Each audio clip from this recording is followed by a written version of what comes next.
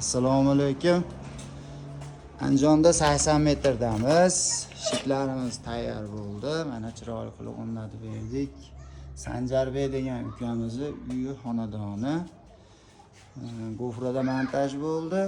Qo'nli mashinasiga ketdi mana. Tayyor qilib o'rnatib, qo'lsalar, razvedkalar hammasini joy-joyiga qo'yib, hozir to'pli pol bosh chekkan uchun kira olmayapmiz, lekin hammasi mo'tadil bo'ldi. Mana tomoni keyin bo'ladi. Uning uchun bu yog'ini tashab qo'ydik, avtomat, zapas avtomatlar qo'yib qo'ydik joyiga. Mana shu avtomatlar hammasi qolgan xonadonlarga ketadi. Mana asvishenaniki, bu razvedkalarniki. Uzolardan foydalandik. Hammasi CNC bo'ldi. Jigitop, CNC, boshqa firmani aralashmadi. Faqat monolar, mana UPKlar, boshqa firmalar.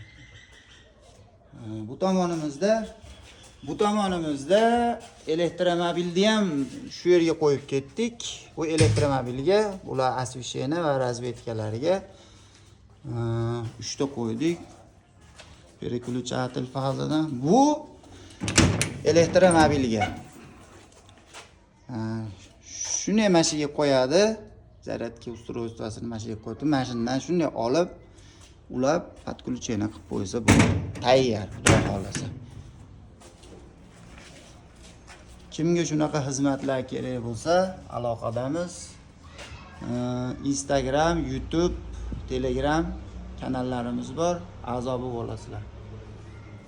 Sog' bo'linglar, salomat bo'linglar.